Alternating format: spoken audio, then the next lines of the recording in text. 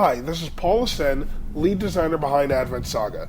I'm here to demonstrate a proof of concept 1v1 match between myself, who will be controlling Giat Han, versus our project manager Manny Gonzalez, who will be controlling Advent Saga's protagonist, Z.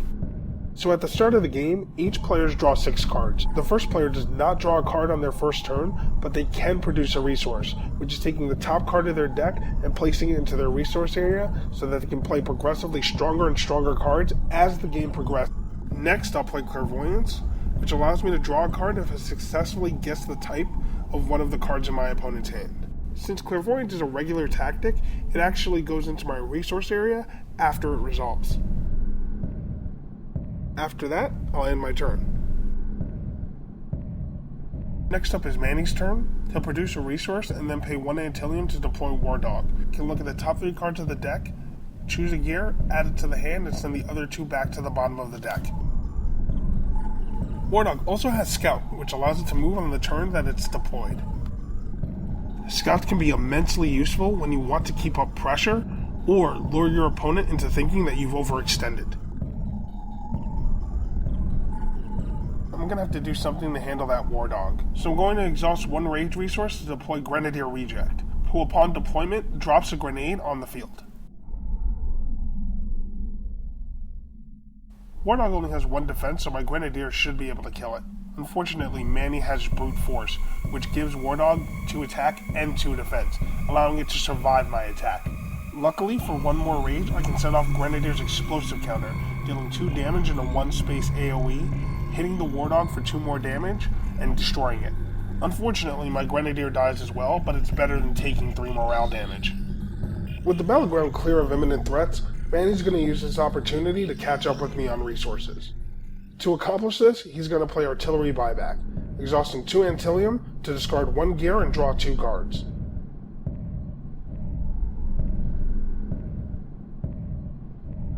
On my turn, my goal is to establish some safe battleground presence. To do this, I'm going to exhaust 2 raid resources to deploy Delta Gunslinger.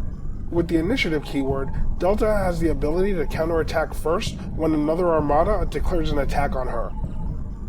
By leaving 3 resources open, Manny's going to have to think twice before pressing an attack on Delta at close range.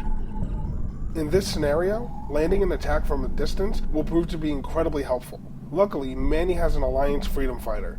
It's only a 2-2 vanilla, but it also features 2 range, so I'm going to need to close that distance. I'm going to use Giat Han's second ability to shift Delta 1 space forward at the cost of 1 psionic resource and 3 morale. In response, Manny's going to activate Z's Advent ability that grants one of his in-play armada an accent gear counter that gives +1 attack and defense, surviving Delta's initiative and re-establishing Freedom Fighter's attack. Fortunately, those last 2 psionic resources I saved will come in handy, as I exhaust them to play Telekinesis, allowing me to move Delta 2 spaces in any direction, getting far enough away to cancel Freedom Fighter's attack. On my turn, I have about 5 options to deal with that Freedom Fighter. However, I want to deal the maximum amount of damage possible at the lowest resource cost so that I have options to respond with during my opponent's turn. I can set up for a combo attack by deploying the Nazael Force Mage, placing it in my back line and attacking the Alliance Freedom Fighter. The Force Mage also only has 2 range, but it has the ability to shift the target 1 space in any direction before calculating damage. By shifting the Freedom Fighter back, it's no longer within range to counterattack my Nazael Force Mage, making my attack completely safe. Next, I'm going to move Delta right and continue my 2-pronged attack. Delta's attack power will be enough to decimate the Freedom Fighter, triggering Giat Han's static ability to either gain 2 morale or draw a card. I choose to draw and get the Belligerent Berserker. Next, Delta's triggered ability also goes off, granting her an extra attack when she defeats something in combat. Lastly, I activate Giat Han's first ability, granting one of my armadas an extra attack, at the cost of 1 rage and discarding 2 cards from my hand. This allows Delta to really pile on the damage, by attacking Z directly again. On Manny's turn, he's going to have to get rid of Delta, as well as set up some sort of contingency plan should that fall through. So first, he's going to pay 3 Antillium to pay the alternate cost to play Flashbang, allowing him to draw 1 card. Next, he's going to pay 2 to play the UGC Private, who gains 1 attack and defense for every in-play gear that Manny has. In response, I pay 2 to play Landmine, immobilizing the deployed armada. With Flashbang in play, UGC Private's ability gives him more than enough defense to survive Delta's initiative. allowing UGC Private to successfully destroy Delta, as well as triggering Z's static ability, refreshing the Advent. Thankfully, I put that landmine under the UGC Private. Now, if it's moved off of its original space for any reason, it's automatically destroyed. On my turn, I want to get rid of that UGC Private quickly before it becomes a problem, so I'm going to pay 5 to deploy a Gurzel, the Beleaguerer. Without Scout, a Gurzel can't get to the UGC Private on his own, but I have a trick up my sleeve. So I'm going to move my Naziel Force Mage to the left, and then declare an attack on my own Armada, allowing my Force Mage to push a Gurzel forward.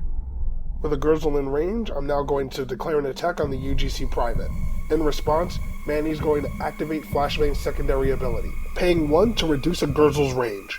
With a range of 0, a Gurzel's attack is cancelled. On Manny's turn, he's either going to have to get rid of that landmine, or find a way to give that UGC Private enough power to deal with the threat. He opts to do both by playing Superior Tech, allowing him to destroy the landmine, then search his deck for another gear to put in play automatically. In response to his attack, I activate Giethan's second ability, attempting to shift a Gurzel forward, activating his Crush ability. In response, Manny plays another Brute Force, raising the UGC Private's defense to the point that it can't be crushed. UGC Private's attack connects, obliterating a Gurzel and reducing my morale.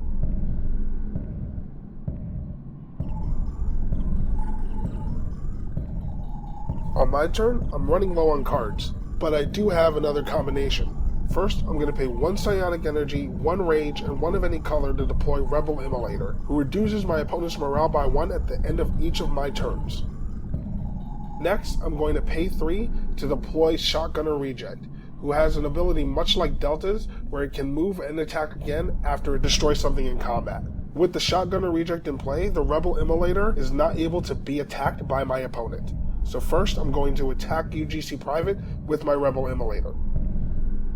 Next, I'm going to activate Giethan's ability to shift my Shotgunner up, putting it within range to attack the UGC Private for its remaining defense.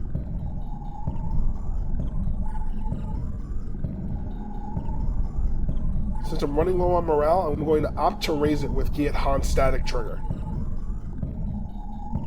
Next, I'm going to move my Shotgunner Reject up once again and attack Z directly. Upon ending my turn, Rebel Immolator activates, reducing my opponent's morale by 1. We're nearing the end of the match, so Manny's going to pull out all the stops. He pays 7 to deploy Azura, the Thousand Arms, whose deployment ability allows him to search the discard pile and the resource area for up to 3 action gears and put them into play without paying their cost, turning Azura into a 10-8 Maelstrom of Destruction. He lines up an attack on my Shotgunner Reject, dealing more than enough damage to destroy it, as well as deal 8 morale damage to me, ending the game.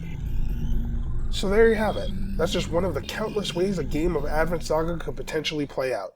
If you'd like to see more or get a hand on the game yourself, you can go to adventsaga.com to support our Kickstarter campaign. Pledge rewards include an accompanying comic series, exclusive special edition cards, and even physical playtest sets so you can get a head start on the galactic battle. Thank you for watching. See you next time.